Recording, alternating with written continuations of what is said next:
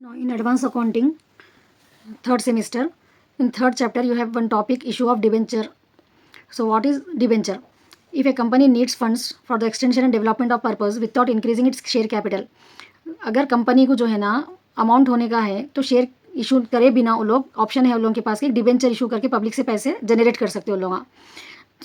So it is can borrow from the general public से ये ले सकते। जो सर्टिफिकेट रहता वो फिक्स पीरियड के लिए रहता, फिक्स रेट ऑफ इंटरेस्ट देते डिबेंचर होल्डर्स को, उसको हम वो एक लोन की तरह रहता। So that's loan certificate is called as debenture.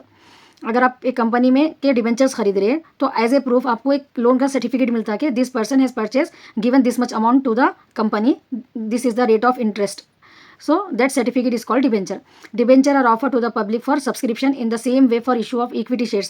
जैसा इक्विटी शेयर्स के लिए पैसे होना है तो इक्विटी शेयर्स जैसा इशू करते हैं वैसे डिबेंचर्स भी इशू करते हैं. What is the difference between this equity share and debenture? Equity share ही क्यों नहीं करते वो लोग, डिबेंचर क्यों कर रहे हैं? You may get the question, we will discuss in the next topic. ठीक है, यहाँ पर बस इतना समझिए, आपके कंपनी को पैसों की ज़रूरत है, 50 लाख होना है अगर, तो 30 लाख वो लोग जो है सो इक्विटी शेयर्स इशू करके जनरेट कर रहे हैं अमाउंट, और 20 लाख रिमेनिंग जो है सो पब्लिक को डिबेंचर इशू करके जनरेट कर रहे हैं. ठीक है, तो debenture is issued under the एक कॉमन सील रहती जो भी कंपनी की रहती, acknowledging the receipt of the money. वो रिसिप्ट आपको रखना ज़रूरी रहता. उस जब भी आपको अमाउंट कंपनी से लेना है, रिफंड आता आपको अमाउंट, वो एक्नॉलेजमेंट रिसिप्ट आपको शो करना रहता. नो फीचर्स क्या रहते हैं? डिबेंचर एक क्रेडिटर के जैसा रहते हैं लॉन्ग कंपनी के. फिक्स रेट ऑफ इंटरेस्ट रहता, आपको हर महीना वो इंटरेस्ट पर ईयर, पर annum, per 6 months according to the contract जो भी रहता कंपनी से, वैसा आपको फिक्स रेट का इंटरेस्ट मिलता है इसमें. Debenture is redeemed after a fix period of time.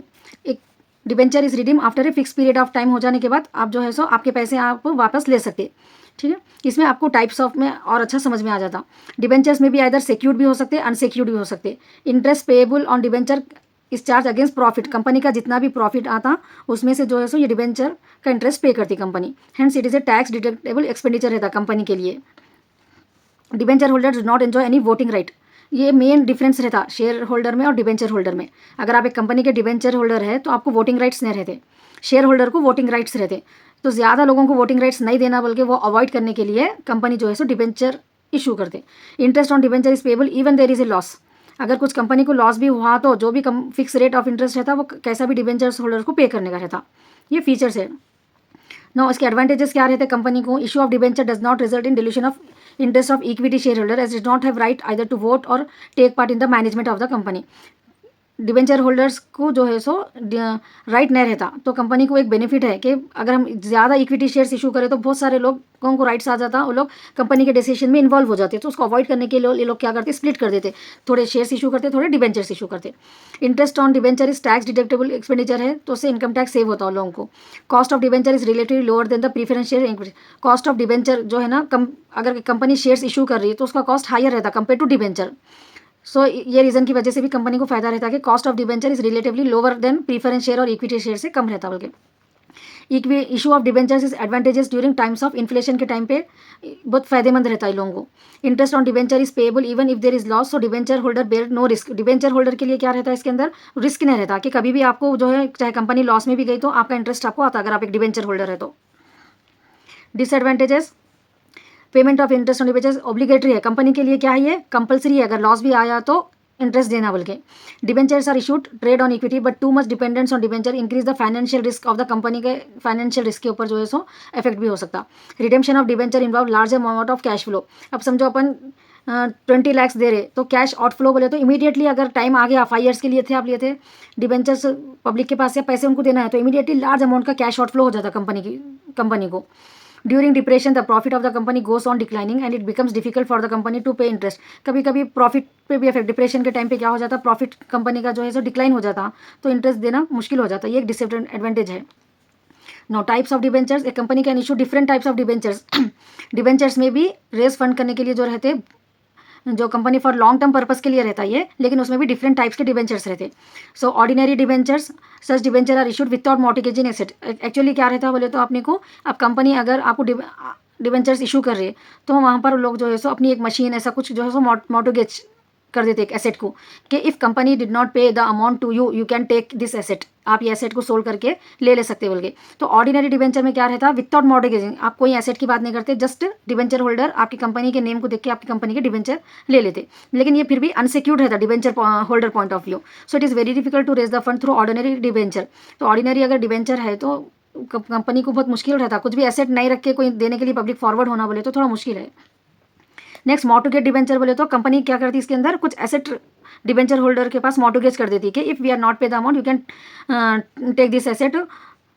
So in case of the company fails to repay the claim of the debenture holder, recover कर ले सकते हो लोग वो सेलिंग करके वो एसेट को। Next non convertible debenture. एक नॉन कन्वर्टेबल डिबेंचर बोले तो आप 5 ईयर्स के लिए अगर डिबेंचर खरीदें कंपनी के, तो नॉन कन्वर्टेबल डिबेंचर में आपको कोई ऑप्शन नहीं रहता कि आप उसको शेयर्स में कन्वर्ट करने का, ठीक है। उसको non convertible debenture is a debenture where there is no option, आपका ऑप्शन ही नहीं रहता to convert into equity shares में कन्वर्ट करने का। टिल मैच्योरिटी, जब तक आपका टाइम है 5 ईयर्स है तो 5 ईयर्स तक आप एक डिबेंचर होल्डर ही रह सकते हैं, you can't become the equity share holder. Partly convertible debenture बोले तो अगर आप 20 लाख के डिबेंचर होल्डर है तो पार्टली कन्वर्टेबल बोले तो the holder of partly convertible debenture are given an option to convert part, आप 10 लाख को इक्विटी शेयर्स में कन्वर्ट कर दे सकते। After conversion they will enjoy the benefit of both, debenture holder का इंटरेस्ट भी आता आपको 10 लाख पे, as well as equity share holder के आपको वोटिंग राइट्स भी मिल जाते हैं वहाँ पर। फुली कन्वर्टेबल डिबेंचर, यहाँ पर क्या ऑप्शन है, आपको 20 लाख के अगर डिबेंचर है आपके पास तो 20 लाख पूरे इक्विटी शेयर में कन्वर्ट कर सकते। Fully convertible debentures are those debenture which fully convert into specified number of equity shares after predetermined period at the option of the debenture holder. Now redeemable debenture, redeemable debenture is a debenture which is redeemed repaid on a date at a predetermined time.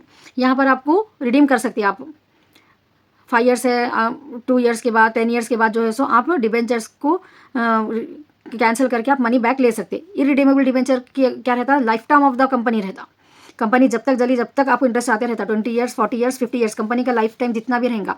So such debenture are generally not redeem during the life time of the company, company के life time तक आप नहीं redeem कर सकते उसको, वैसे तरह के भी डिबेंचर्स रहते थोड़े कंपनीज इशू करते। So it is also termed as perpetual डेब्ट भी बोलते हैं। परपेचुअल डेब्ट बोले तो जब तक कंपनी चली जब तक खर्जे में रहते वो कंपनी के, इनको पेमेंट करना है और उसका इंटरेस्ट भी पे करते रहना। Repayment of such debenture takes place at the time of liquidation of the company, अगर कंपनी को लोग एंड कर रहे हैं तो वो टाइम पे ये डिबेंचर होल्डर का अमाउंट लोग रीपे करते।